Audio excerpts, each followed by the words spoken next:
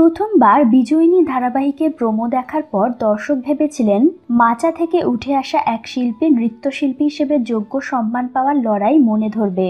তবে কেকার ভূমিকায় লেখা চট্টোপাধ্যায়কে সেভাবে পছন্দ করছিলেন না দর্শক, ফলে টিআরপি একেবারে কমতির দিকে চলছিল।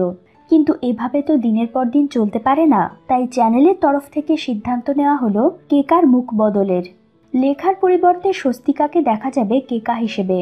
কেকার বিপরীতে যিনি অভিনয় করছিলেন তিনি হলেন দাপুটে অভিনেত্রী অঞ্জনা বসু।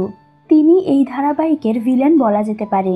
প্রধানত তার সঙ্গে লড়াই কেকার, ফলে অঞ্জনার সঙ্গে ছন্দ মিলিয়ে অভিনয় করার প্রয়োজন ছিল। সেই জায়গায় পিছিয়ে পড়ছিলেন লেখা।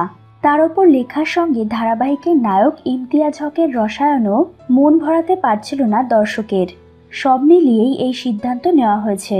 আর এদিকে স্বস্তিকাকে এর আগে দেখা গেছে ভজগোবিন্দ ও দুগ্গা দুগ্গা ধারাবাহিকে। বেশ জনপ্রিয় মুখ তিনি টেলিভিশনে।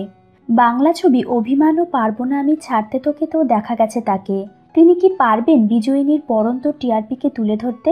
জানা যাবে ধারাবাহিকের পরবর্তী পর্বগুলোতে। তো বন্ধুরা, বিজয়িনীর পড়ন্ত টিআরপিকে স্বস্তিকা কি তুলে ধরতে পারবে? আপনাদের মন্তব্য কমেন্টের মাধ্যমে আমাদের জানিয়ে দিন। ভিডিওটি ভালো লাগলে লাইক দিন ও শেয়ার করুন।